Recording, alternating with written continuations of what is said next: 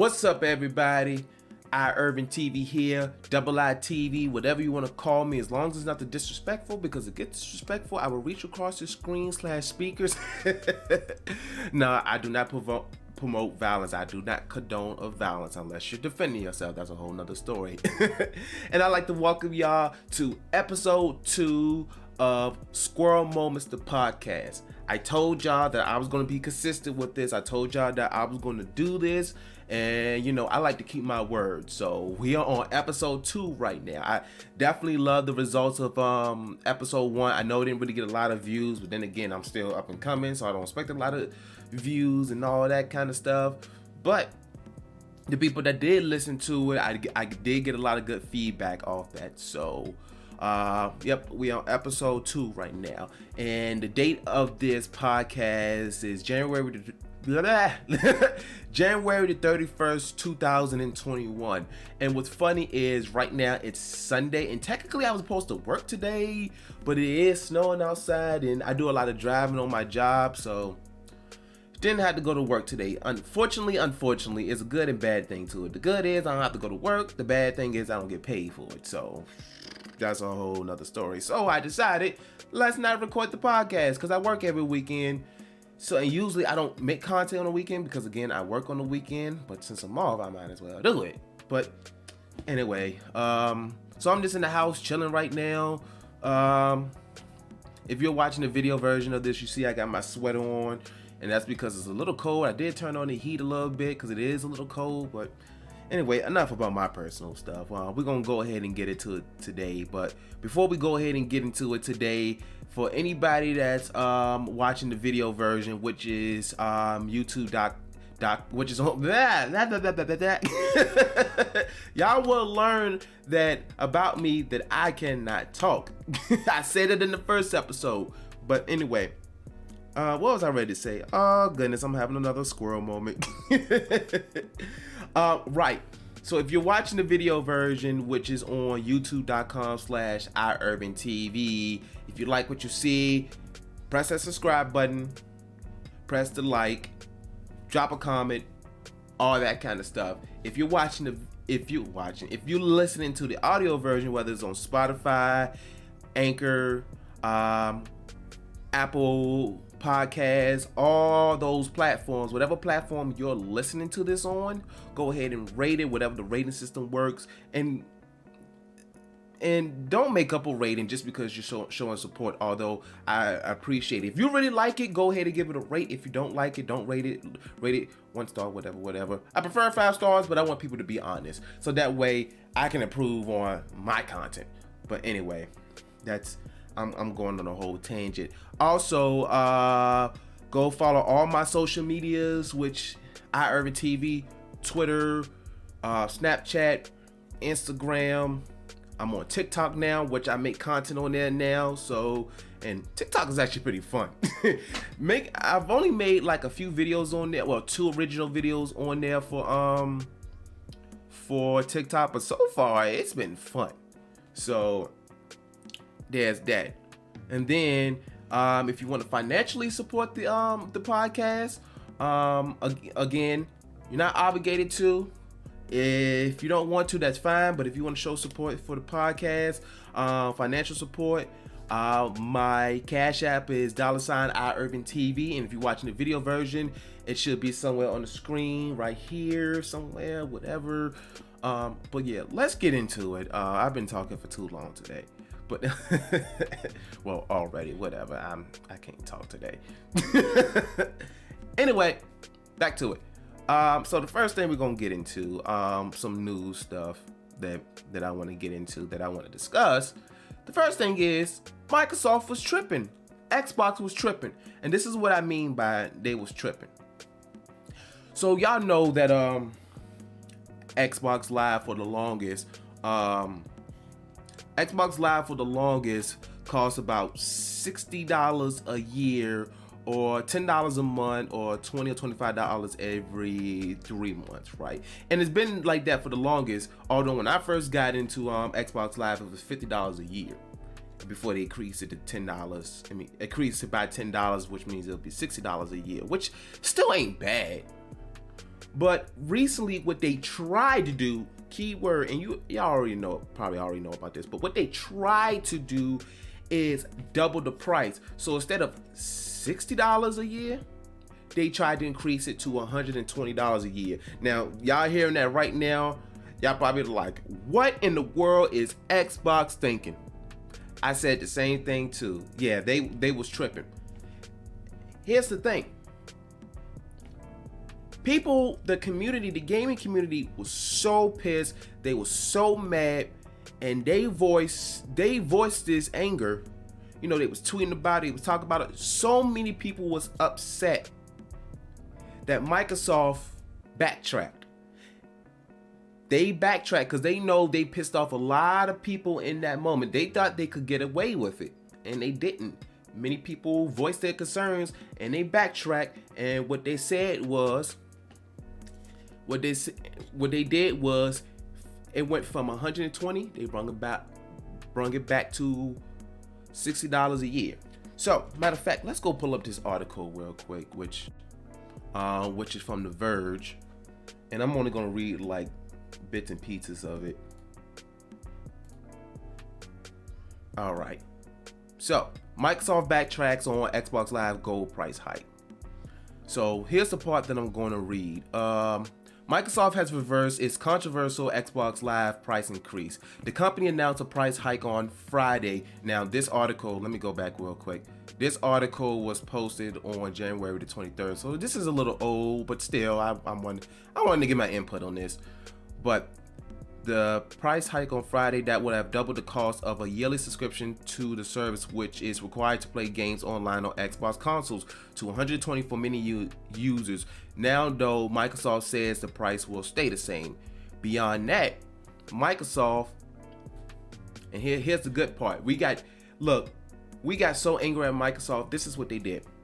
Beyond that, Microsoft has decided to bring Xbox Live in line with Sony and Nintendo's online services by dropping the subscription requirement for free-to-play games.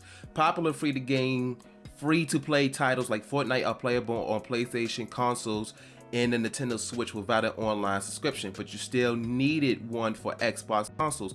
Microsoft says it's working hard to deliver this change as soon as possible in the coming months. Let me turn off this heater because now it's starting to get a little too hot. But this is what they said. We messed up today and you were right to let us know. Connecting and playing with friends is a vital part of gaming, and we failed to meet the expectations of players who count on it every day.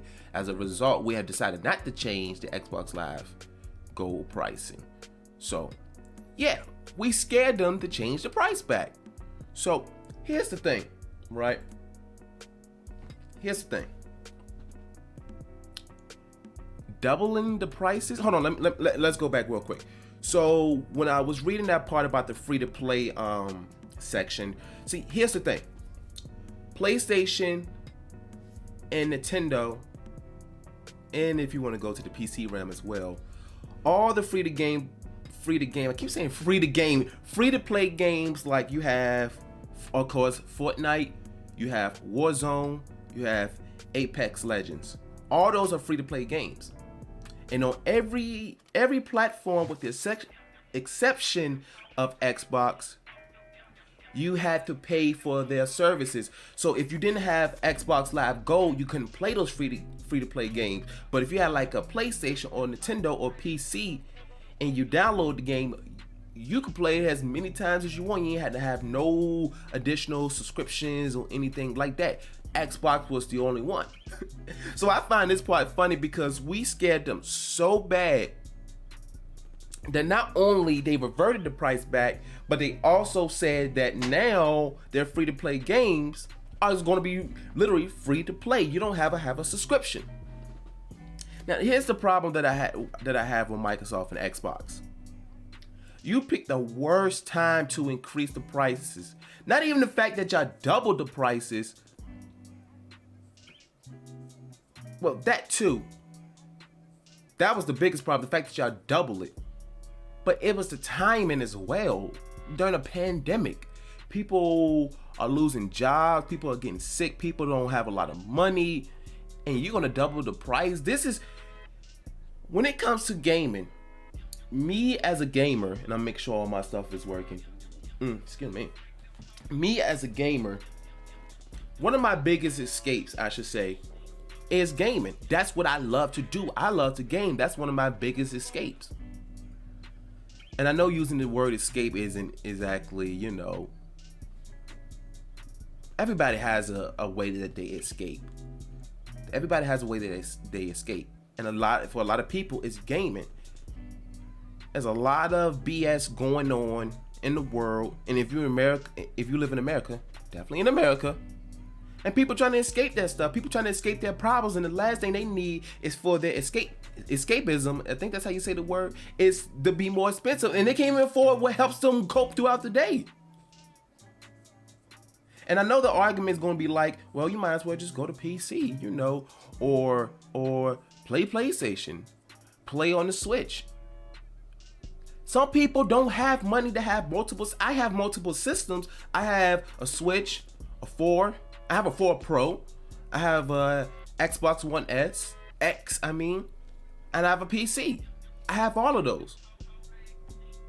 And that's not me bragging, but I'm fortunate enough to have that. A lot of people don't have all that kind of stuff. People don't have the money to be like, oh, I don't like this platform no more. Let's go to a different platform. It's going to be a lot of households that only has the Xbox. So when the escapism, when the price increase, it's like they can't play no more because they can't afford it. And I know a lot of people is going to be like, well, it's just $60 a year or $120 a year. Even though you only have to pay that once, you still have to come up with that money. There was a point in time, and I'm still kind of at this point in time. I used to get the yearly subscription, but I came at a point I was going through some hardship, so I had to start paying the monthly because that's only how much I can afford. I couldn't come up with the $60. So I was paying it $10 a month. Now I know I'm spending more money in the long run, but that's as much I can dish out. So, to do that and Xbox is supposed to be pro-consumer, because with the release of the Series X's and S's, oh gosh, I hate their naming. Why did they just name it something else? The Xbox Series X and S. First of all, there's not a lot of games for the new gen Xbox, at least with exclusives anyway. But let me go back because I'm all over the place. Squirrel moment. But the thing is, it is really getting hot right now. The thing is this. With the type of hardware that's in the new Xbox, it is so powerful that technically at the price that they're selling the Xboxes, they're taking a loss.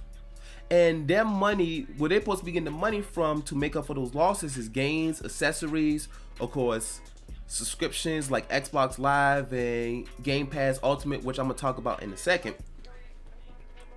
They're supposed to be pro-consumer, and then they pulled the most anti-consumer thing they could do and by double up the prices. So for Xbox to do that, and mind you, Xbox is worth not millions, but billions. Xbox has a lot. Microsoft, well, they're all the same company, but Microsoft has so much money. They're not hurting for money. They just wanting to kind of milk some more money out of this situation. Let me drink some water real quick. Hold on. I just ate some pistachios and they're a little salty, so of course I needed to hydrate myself. Which, if you're watching the video version, you see I got some alkaline water, and alkaline water is good for you for many reasons. I'm not gonna get too much into it, but just know alkaline water is good for you. Look up Dr. Sebi. I've been on this little health journey for a while now. Just look up Dr. Sebi. That's SEBI. Look up his because he was a healer.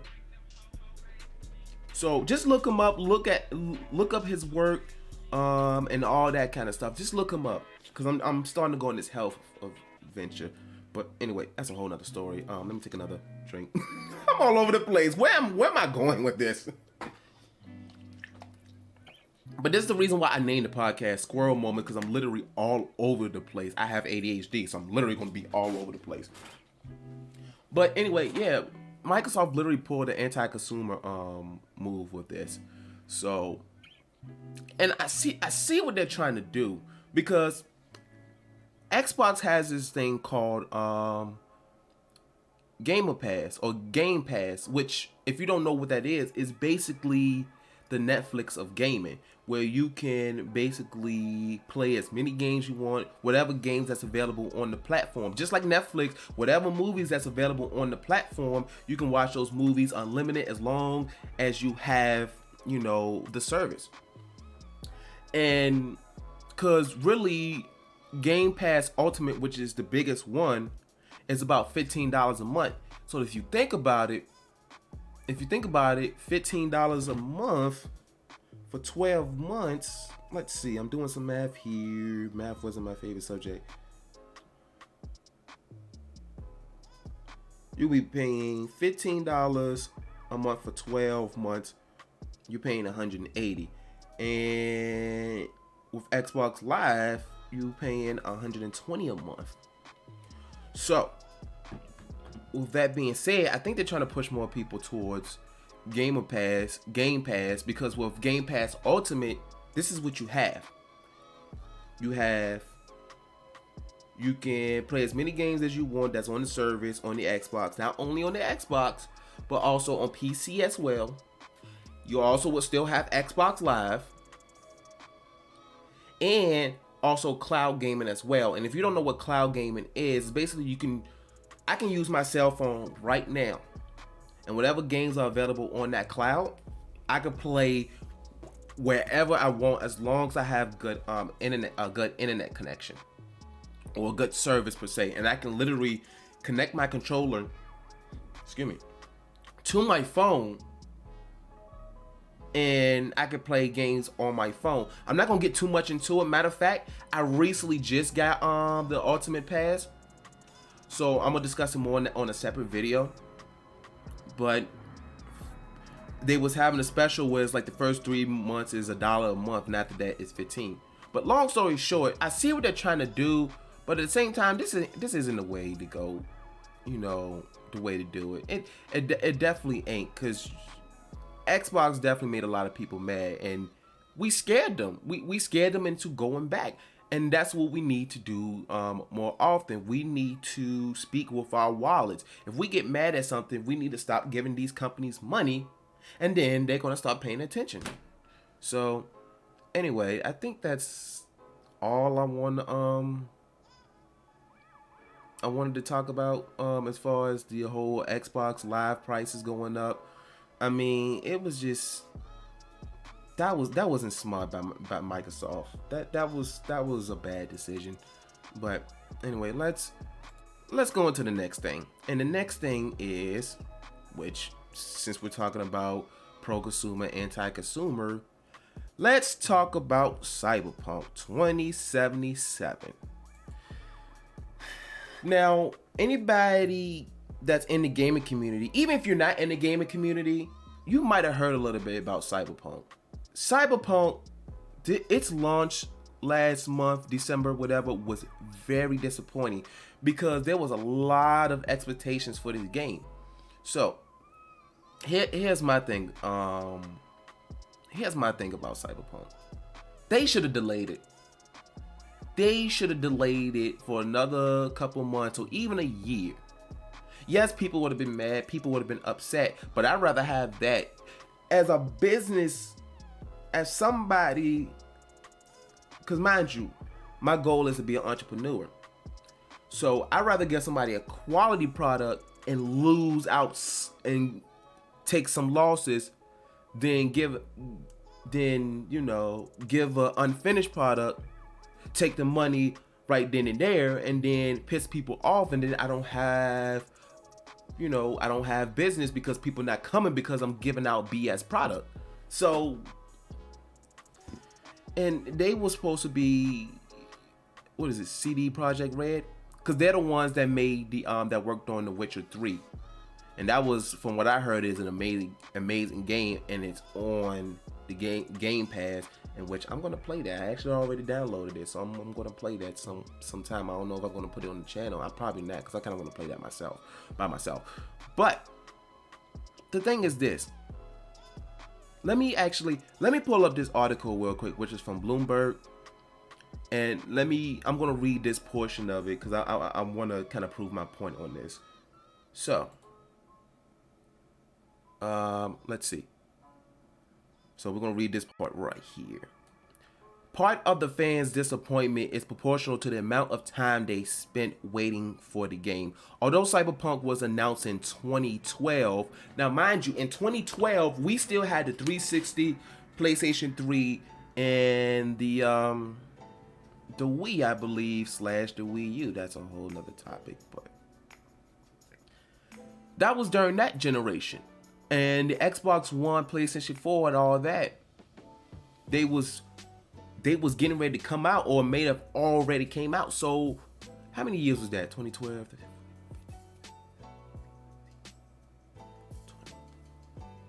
8 years. They announced it 8 years ago. And the way that it was released, it got so many bugs. But anyway, let me finish reading. Although Cyberpunk was announced in 2012, the company was then still mainly focused on its last title, which was The Witcher 3, and full development didn't start until late 2016, employees said. That was when CD Projekt essentially hit the reset button, according to people familiar with the project. Now, mind you, they announced it in 2012, but didn't start development until late 2016. Why announce a game if you're not developing it? So they had plenty of time. Now, mind you, they recently just dropped this whole apology video and all this kind of stuff. They said they're going to start, delivering patches to the game and all that kind of stuff. All right, cool. But y'all was way over y'all heads when y'all did this. Y'all was so confident in yourselves and y'all was so focused on The Witcher that y'all didn't put no focus on Cyberpunk. Why announce it if you're not working on it? I mean, and yes, they delayed it a couple times, but if y'all needed more time, delay it again. Delay it again. But they didn't start until 2016. And here's another thing about this too. I'm gonna read more of this article. Studio head Adam Baldowski, and I'm probably butchering his name, took over as director, demanding overhauls to Cyberpunk's gameplay and story. For the next year, everything was changing, including fundamental elements like gameplay perspective. Oh my gosh, what is wrong with me today? Let me take a drink of water, and it's hot. It is hot. Maybe I need to turn the actual heat off. I can survive another how long this podcast is gonna be, because I don't know if this one is gonna be as long as the first episode. Anyway. Where was I at? Right. Top staff who had worked on The Witcher 3 had strong opinions on how Cyberpunk should be made, which clashed with Baldowski and led to eventual departure of several top developers. So, my thing is this. Why did y'all start it so late if y'all announced it in 2012? And this is the thing that I'm tired of. Games cost $60, which eventually they're going to be $70 because they already started, with 2K was one of the first games to start at $70 for the new gen. We're spending so much money on your product, and yet it's an unfinished product. We're out here busting our tail, working real hard to, survive, to eat, to provide for our families, and y'all gonna give us crappy product? No, that is very anti-consumer. I don't care what anybody say. Y'all should have delayed the game even more. And see, this is the problem. First of all, I'm tired of incomplete games being released. There's been a decent amount of incomplete games that have been released. Think about it for a second. As much as I love No Man's Sky, I love that game. But as much as I love that game was incomplete when it came out. Now, as far as like bugs or anything, wasn't really any bugs in the game. Wasn't a lot. I didn't really notice any. But the game was so boring that I sold it. And mind you, it originally came out for the PlayStation before they started putting it out on other platforms. But they promised this whole big world. You can do this, do that, do this, do that. And out of all the stuff that they promised on there, only, I'll say 35 to 40% of that was in the game. And it was so bad that people was demanding refunds. And they even was facing a lawsuit. Now, as far as what happened with that lawsuit, I'm not sure. Now, they have made a big recovery since then. I had to get the game again because I was like, okay, this is looking more interesting. It has a lot more content now. And I was like, I have to get it again. As somebody that loves sci-fi, space adventure, and all that stuff, when I start seeing the updates they start putting on that game, I was like, I have to get it again. And I was not disappointed. Now, that being said, why they made a comeback, don't call it a comeback. I've been here for years. While they made a comeback, we gotta stop releasing. Okay, no. These studios and publishers, because it's mostly the publishers, but these studios and publishers have to stop releasing incomplete games. Because think about it. Back in the day, you couldn't do that. You didn't have, before online gaming really took place, before it really took off, or before there was even online gaming, you had one chance to release a game. If you mess it up the first time, that's the only time you get to mess it up. Because let's talk about PlayStation 1 era, even PlayStation 2 era, those generations, before the internet really became a thing. The only time you got to saw gameplay footage was the commercial. That's all you had. And once you release the game, you can't update it. You can't put in patches or anything like that. You couldn't do that. Now, yes, video games, there's no perfect video game. There's no perfect game. Games are always going to have bugs, even though they have testers to test that out and to find these bugs and try to break the game.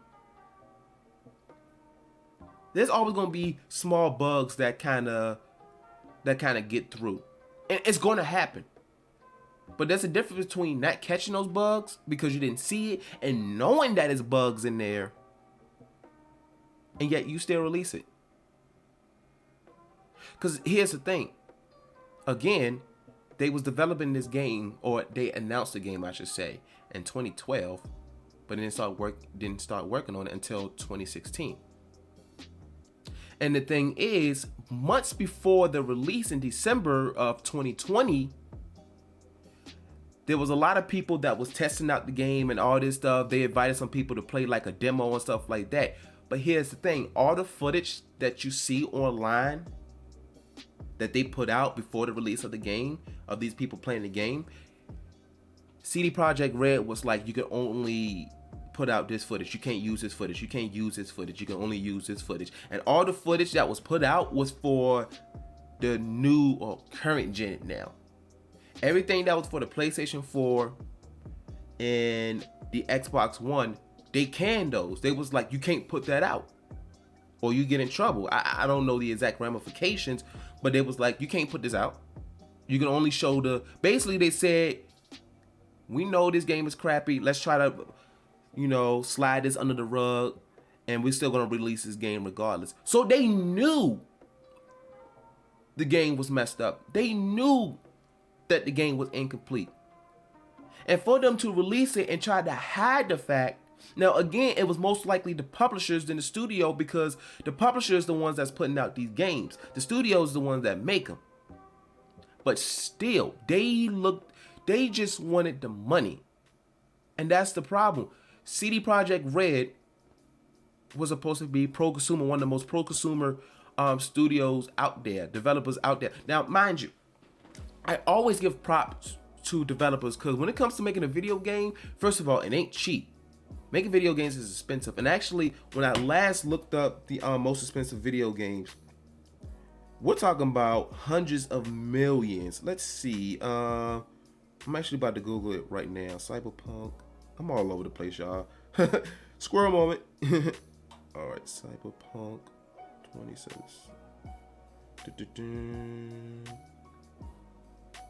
Development cost. But yeah, like that is just. What's funny is one of, like, Mass Effect is on the list of most expensive video games ever made. Star Wars: The Old Republic is also on that list as well, and I'm trying to bring it up, but my phone want to be slow right now. Come on, my stomach's growling too. I'm hungry. After this podcast, I'm gonna go eat. I got some steak marinating and all that kind of stuff. All right, come on, phone. I'm trying to look it up on the phone because if I do it on my computer, it's gonna mess up my computer and mess up this recording because I'm pushing my computer to its limits. But the point of the matter is, okay, y'all probably hear my stomach growling. I'm sorry, y'all. But the point of the matter is, these games are expensive, so I get it. And the thing is, these developers put so much time, effort, money into making a video game. Is not easy. You have hundreds of people making a video game, and then when it comes close to the release date, they doing what is called crunch. So if you don't know what crunch is, basically is, okay, so let's just say, right, you're a developer and your usual working hours is, let's just say 4 days out the week you work 10 hours, but during crunch time people have to work 15 hours a day every day, 6-7 days straight. They don't get to spend time with their family. I mean, they just basically they're crunching in that time. So for them to, so they put a lot of work into these games. So I'm not knocking that. I don't forget that. I give developers praises all the time when it comes to them making these games. And my phone is still not loading. What the heck is going on? I'm trying to figure out the cost of Cyberpunk. The Cyberpunk 2077 development cost. So let's bring this up.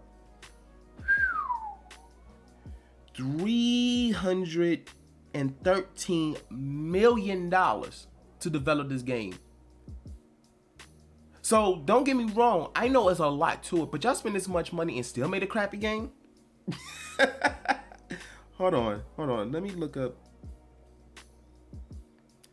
Put it this way. I understand it. I understand being a game developer isn't easy. There's a lot of work behind it. But at the same time, these studios, and it's not the developers' fault. What I mean by the developers is the people working on the game. But because the decisions are basically, the decisions are made by the execs, the studio heads, and all the stuff, the people that's up top. You know, they're the one that make the decision, say, okay, we need to do this, we need to do that, blah, blah, blah, whoop-de, whoop, whoop, whoop, whoop, whoop. They're the ones that make the decision. So, with that being said, in order for these games to stop being half-made, because EA is guilty of this too. Some of their games, they're guilty of this. Actually, a lot of their games, they're guilty of this. Bugs is one thing, but game-breaking bugs are to the point you can't even enjoy the game. This is what we need to start doing. We need to start voicing our concerns and our anger with our wallets. We speak with our wallets. If we're not buying these games, okay, let's say a game came out, right? We buy it, and then it's crappy. Demand a refund. Tweet, email, all that stuff. They might not give a refund right away, but after a while, they're going to start giving out this refund. Think about it. Cyberpunk 2077. A lot of people demanded refunds. And usually platforms like PlayStation don't do refunds, but it got so bad they started giving out refunds and even took the game off the market. Because we voice our frustration, that's the word I'm looking for, frustration. Not only was we able to get refunds, but they also took the game off the market, off the PlayStation market. So we need to start voicing our opinions with our wallets. We need to stop giving these developers and studios so much money, because if they start losing money, especially the people up top, the executives, the heads, the CEOs and all that stuff, that's when think about what Microsoft did. We were so angry about it, and they knew they was going to lose money. They backtracked, and they said that all the free-to-play games are going to be literally free-to-play. But I'm just tired of incomplete games, you know. I try not to get into the drama of video games, of all the behind the scenes stuff that's that happens and all that stuff. I try not to be part of that train. But as somebody that loves video games and spend a lot of money on video games, I don't want to spend my money on something that's incomplete, that's broken. I don't want to do that. So that's why I haven't bought Cyberpunk yet. I was ready to, but I'm already tight on money. Why am I going to risk $60 when that $60 can go towards something better and the game is broken? Now, yes, they're going to do patches, but again, back in the day, you couldn't patch a game once it was out. You couldn't. Think about the ET game. That was for the Atari. That game was so bad that it was literally landfills of those games. It was towers. It was, just look it up. Look it up. If you don't believe me, look up the ET video game fiasco for the Atari. Just look it up. Look into that. But yeah, Cyberpunk, it's just a train wreck, and we gotta stop letting these developers do this, because the only reason why they keep doing it, because we let them get away with it with all these half finished games. Their mind is, okay, release it half finished, we'll patch it up later, or just release it like this, we'll put more to it later. Think about, I don't know if I mentioned this, but Mass Effect. Think about Mass Effect 3. As good as that game was, people got angry over the ending. And it wasn't because really of BioWare, it was EA who was the publisher. They wanted to get that game out so fast. They was pushing to get that game out fast, and people were so angry about it, they had to patch in a different type of ending, a decent ending for it, which still was in, but it explained more. It just, the ending, it just left it at like, what's going on? So what happened? So, and we can't keep letting them get away with that. So that's all I'm saying. We have to, we put money in their pockets. They get their money from us. And if we don't give them the money, they're gonna think twice. Anyway, that's enough of the Cyberpunk fiasco. Now let's get into the GameStop stocks fiasco. But first, let me get some water, because this is going to be a lot, because I'm still trying to understand 100% exactly what's going on. I kind of get the concept of what's going on, and I get a little bit what's going on. I have an understanding, but I'm not going to pretend like I understand every single thing that's going on, because I'm not a financial advisor or anything like that. I recently just got into stocks, so I'm gonna try my best to explain everything that's going on to the best of my ability. But basically, let me take this, let me drink some water real quick. Hold on. I'm sorry, y'all, I'm all over the place. But this is, I'm sure a lot of people has been hearing about what's been going on with GameStop in their stocks.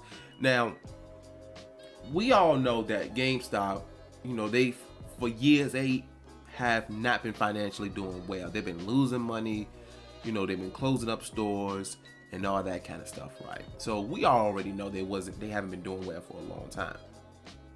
So their stocks, like the cost of their stocks was low for a while. Then all of a sudden, the cost of their stocks rise. And the reason that happened is because, so there was a group of Redditors, right? And what they did was, in the Redditor group, the subreddit was called Wall Street Bets. And what they decided to do was, a whole bunch of people basically got together and say, hey, we're going to invest into GameStop.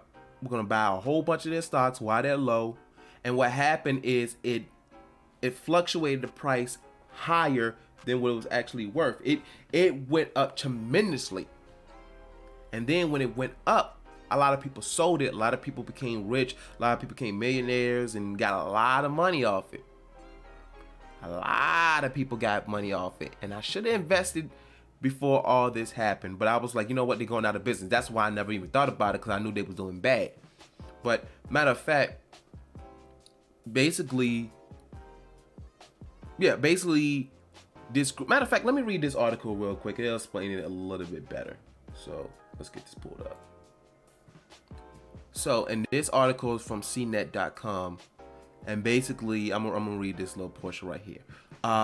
GameStop is one of those stores nearly every gamer has a story about. Many of today's adults spend their childhoods in one of the stores, lining up for launches and buying or selling consoles and video games. Now some of those people has made a fortune buying the company's stocks.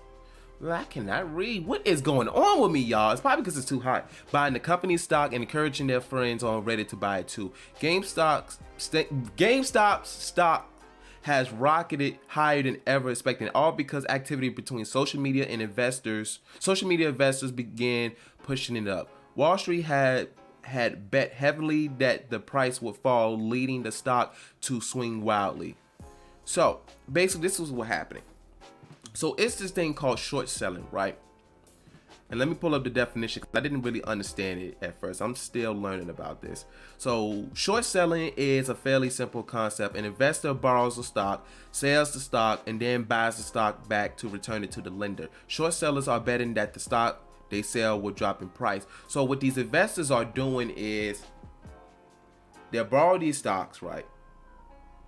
And then once the stocks drop in price, they will sell it and then they'll make a profit off it. So let's just say, for example, right, these investors, these billionaires, they buy the stock for 100 or borrow it for 100, and then the price drops to $15. Okay, hold on, let's do some better math. It drops to $10, and then they sell it for 10. They just made $90 per share, basically. What's happening is that, and I'm trying my best to explain it. What's happening is that you got the short sellers that's doing this because they was expecting the price to go even lower. But because these groups, these people was investing a lot of money into it, making the market go even higher, they're actually losing money. And they're losing so much money, they're getting upset. Like all these billionaires that's invested in these because GameStop isn't the only one. That's the biggest one, but you also have like AFC. I think BlackBerry was one of them as well. But they're getting so upset because they're losing so much money. They're trying to now get laws passed to prevent this from happening. And even like Robinhood, which is an app used to buy stocks, they even try to prevent people from buying it. They restricted the sales of it, and now they're going against a class action lawsuit because of it. And now they're limiting the sales and purchases of certain stocks. So, with that being said, actually, let's go back real quick. Let's go back to this article. So, on Thursday alone, and this article was published on January the 29th. So on Thursday alone, what the heck? They're supposed to say GameStop. Stocks hit all-time highs of $492.02 per share, only to drop by more than half a minute later. On Friday afternoon, it jumped to 324.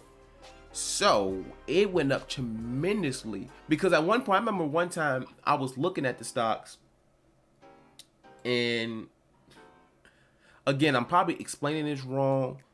I'm not a financial advisor, so I'm still trying to understand this stuff myself. I'm trying to explain it to the best of my ability. Long story short, the average person is getting money and the billionaires are losing money. And I'm all for it. I am all for it. Because my thing is, rich folks all the time tell us regular people, oh, you should do this, you should do it instead. I had to work for it, so you gotta work for it, and this, that, and the other. Invest in stocks and this, that, and the other. Now that we're doing it because the billionaires and Wall Street, they manipulate the market all the time. And now that we're doing it, it's a problem. And they want these laws passed and, prevent these stocks from being sold and bought and all that stuff. No, sir. No, sir. No, sir. You've been sitting on your piles of money for years. And now that we're getting the opportunity to use the method that y'all use to get rich, now you want to stop us from doing it? Nah, buddy. That's not how that works. That's not how this works. I'm all for it. I am all for it. So, that being said, for anybody that's knowledgeable about this stuff, who knows about it better than I could ever be, keep doing what you're doing. Keep doing what you're doing. Keep doing what you're doing. Keep robbing those rich folks. I am all for it, y'all. I'm all for it. And like, I literally just started getting into stocks. Like, I literally got a couple of shares, a couple of businesses, and all that kind of stuff. I recently started investing. I don't have much in the market, but yeah, that's basically what happened. A lot of people invested and bought a lot of shares, thus making the worth of their company, the shares, higher, and then they sell it right before it goes down. And a lot of people getting money off that. And again, you have all these billionaires, which are called hedge. What is it called? Hedge something. Let me look up the term real quick. I forgot the actual term. I'm trying to explain something I don't have a 100% understanding on. That's why maybe I shouldn't talk about it. But I just wanted to kind of talk about this. Basically, long story short, the poor people are now getting rich, and the rich people are mad about it. That's basically what's going on. But yeah, so, and speaking of financial stuff, that's going to go into the last topic that I have for the day. Now, something that I do know about. Now, this is what I can give financial advice on that isn't involved in the stock market, right? And I know I have a young audience. So, and because I have a young audience, I want my younger audience to learn this as early as you can, because I wish I had a lot of this knowledge, but I wish I had, no, let me take that back. I had some of this knowledge, but I wish I had all of this knowledge when I was younger, when I was still a teenager. Let's talk about a couple of things first. Because a lot of us want money and all that kind of stuff, want to have a decent amount of money in our pockets and all that stuff. But a lot of people are broke, not because of circumstances, that are out of our control, like the pandemic. But we're broke. And I'm guilty of this too, because I'm in this situation right now. I don't want to get too much into it. But because of our spending habits, we're the reason why we're broke. Think about it for a second. We got all these loans, car notes, credit cards, all that kind of stuff. Always going out to eat. And you might be thinking, okay, how do you get broke off going out to eat? You do it often enough. Think about it. Especially if you're doing Uber Eats, Postmates, and all that stuff. Think about it. You go out to eat every day, right? And you spend like $15, $20 going out to eat, right? And you go out to eat every day. Every single day, mind you. So 15 times 7. And that's just one meal. 15 times 7. That week you spend $105 just for one meal per day, when you could be using that money to be put in towards your savings. Now, let's say you use that same amount of money. You use, not even that same amount of money. Let's just say you use $15, right? And you go like to a Save-A-Lot or something. You get some meat, rice, get some water and all that stuff. That's a meal for a few days, if you know how to stretch it right. And then the rest of that money, you could be using it, put it to your savings. You could be using it to pay some bills and all that stuff. And another thing that gets us broke is car notes. Now, granted, I have a car note. This is the mistake that I made. And this is the reason why I can speak about it, because I made this mistake. Avoid a car note to the best of your ability. If you want to have money, avoid a car note to the best of your ability. Because here's the thing. Most people, when they get a car note, right, they're not looking at the actual cost of the car. They're looking at what they can pay that month. So, most car notes, most car loans, you usually have that loan for 6 to 7 years, right? Because mind you, you also gotta account for the interest as well. So not only you're getting a loan for, let's just say $15,000, but you also have interest. So now you're paying not only $15,000 down the line, but you're also paying more, and then paying more than what the car is worth once you're done paying it off. And think about it. Okay, so my car note, right? And we're all gonna cringe when we say when I say this. We're all gonna cringe. Everybody that's listening or watching, you're gonna cringe. Mind you, I have a 2012 Dodge Charger RT. Love that car. That being said, my car note is $330 something, right? Now you might be thinking, okay, I can afford that a bit. But every month, $300 and something. And then when you have a car note, when you finance a car, you have to get full coverage on your insurance. Now, here's the thing about insurance, right? A lot of people don't know this when they finance a car. You have to get full coverage. Now, if you buy a car straight up, cash, whatever, you can kind of pick and choose what kind of coverage you want. You can choose the option to get full coverage, but then you also have the choice to just get liability, which is pretty cheap. It's not much coverage, but you have that option. So, and I'm just making up numbers here. Your liability insurance might be $40 or $50 a month. But then if you get full coverage, you have to pay $100 and something per month. A lot of people don't know that when you get your car financed, you have to get full coverage. So now not only you're spending in my circumstance, not only I'm spending $330 something a month for this car, which is also a gas guzzler, by the way, because it's 8-cylinder. So now I'm also spending a lot of money on gas as well. That's another story. Not only I'm spending $330 something on my car note, but I'm also spending, my insurance is $145 a month. Now, me as a male, that's not too bad per se, because I've only got one ticket and I was 18. I'm 27 now. Haven't got another speeding ticket since then. Haven't got no accidents. So for somebody that's my age and the kind of car I have, that ain't bad. But $145 a month. Oh my gosh. Every time I pay my car note in my car insurance, that's almost $500 that I'm throwing away that could be going towards something better. Towards saving, towards getting a house or getting an apartment or all that kind of stuff. So I want y'all to keep that in mind when you think about getting a car. Buy it cash. Get a beater. I know all of us don't want beaters. We want a nice looking car. But I remember the times when I did have a car that was fully paid off. Yes, it was a beater, but it got me from point A to point B. I only had to pay maybe $40, $50 on insurance. And that was $300 and something that I didn't have to pay a month. You can save up $1,000, $1,500, $2,000 on a decent car, on a little beater.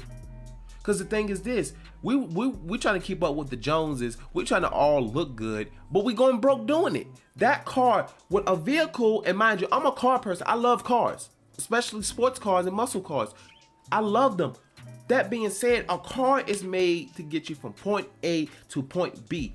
That is what a car is for, to get you to work, to take you to places, and to come home. It is for transportation.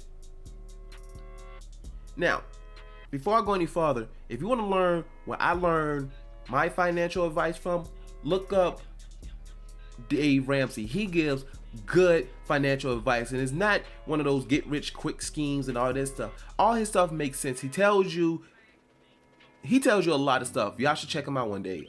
He actually has a YouTube channel. I think he also has a podcast and all that kind of stuff. But let's keep moving. Now, another thing that gets us, our main thing is the way that we become broke is debt. And another thing when it comes to debt, where does debt come from? Owing money, borrowing money. Credit cards.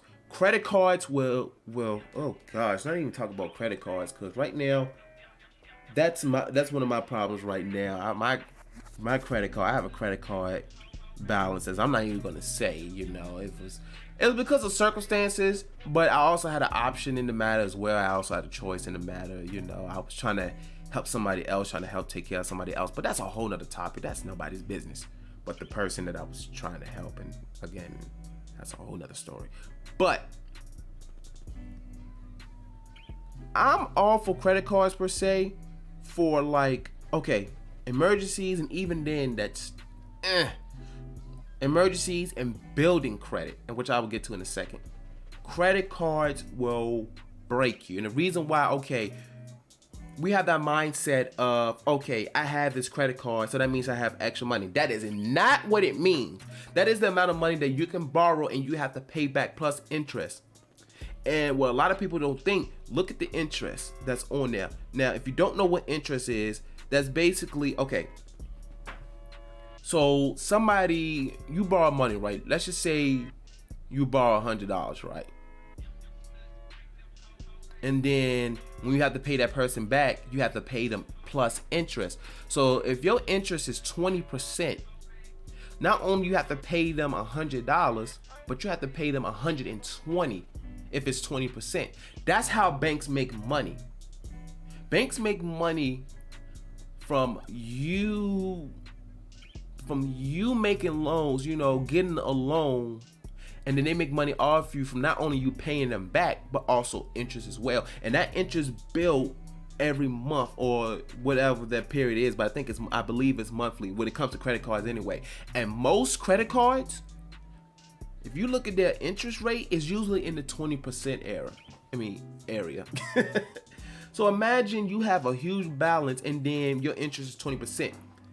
That interest, now imagine there are credit cards that have no interest for a certain amount of time, and that's usually certain deals. But at the same time, why risk it? That interest is going to build up, and that's how they make money off you. And then if you already tight up money, how much you're paying? You're only paying the minimum balance. So when you pay only the minimum payment, that interest is going to keep building and building and building and building. And by the time you finish paying back, you paid even more. So let's just say you have a balance of, let's see, $1,000 on your credit card, and then the interest is 25%. Not only you owe $1,000, but then you're gonna owe $1,250. I'm looking at the wrong camera. Oh goodness! Again, I'm doing a video version on my YouTube channel, which is youtube.com/iIrvingTV. But I want all my young and my older folks to know this as well. People that's my age, because unfortunately, there's people that's my age that don't know about all of this. And I want people to be in a financially better place than I am right now, per se. And I knew all this stuff, but I still kind of made the mistakes because, again, I was trying to help somebody out. So, but that's another story. I learned my lesson. But all I'm saying is be wary of that when it comes to borrowing money and having credit cards. Credit cards will get you in so much trouble. Now, that being said, I understand that we have to build credit. So if you want to build credit, yes, get a credit card, but only use it to build your credit. So let's just say you want to get gas, right? Now you have the money, but you also have the credit card. So you use that credit card to pump up the gas, and then when the bill is due, you pay it off in portions. You pay it off in portions, and that's how you build your credit up. So you pay $50 for gas, right, in your car. Which if you pay $50 for gas in your car, you need a new car, because that's, you probably drive a truck or something, or a Jeep. But you pay $50 for gas with your credit card. Let's just say, all right, in 2 weeks you pay $25, and then right before it's due you pay another $25 because you're making a payment. That shows lenders that's how your credit score increase. And the reason why a credit score is important is because when you're trying to get loans, right? You're trying to get loans, whether you're trying to get a car note or you're trying to get a loan for a house, a mortgage, or whatever, this credit score is what lenders look at to see if you're able to pay back what you borrow. Because if you're unable to pay back what you borrow, you got any late payments on your credit statement and all that stuff, your credit report, they're less likely to loan you money, because they're taking a risk by the banks are taking a risk by loaning you money, because you cannot pay them back, and then they're out of money. And then of course they go through the process of collectors, lawyers, and all that stuff, which costs them money too. So that's why a credit score is important. So we do need to build credit, but do it in small steps. Do it with a credit card. Again, $50 in gas, pay $25 in the first 2 weeks, and then right before the bill is due, or when the bill is due, pay $25, and you're building your credit. And if you do that over time, your credit score goes up. So a credit score is definitely important. Like if you want a house down the line, you need that credit score. Because a mortgage, depending on how much your house is going to cost, a mortgage is a huge deal. Like if your house is going to cost $100,000, that's no walk in the park money. The bank is going to really need to know if you are able to pay back. Of course, they also look at income and all this stuff. There's a lot of stuff that goes into it, but you need to have a decent credit score. And if you are, and I will go back to this, if your credit cards are maxed out and all this stuff to the point you can't even pay those bills. And here's the thing, when you max out your credit, and the more loans that you get, the more it affects your credit score. So if you open up multiple credit cards, maxing out cards and all that stuff,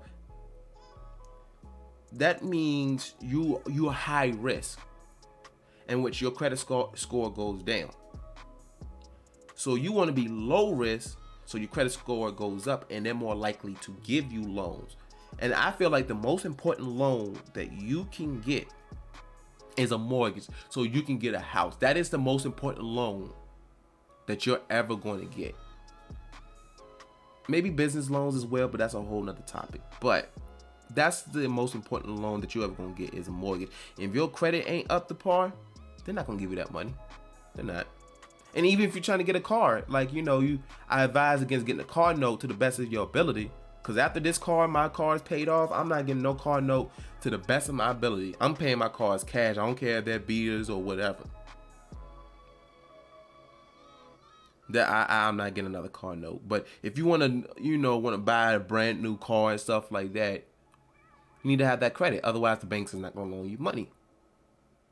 And then the final thing I'm going to say is always, I don't care how old you are, always put money to the side.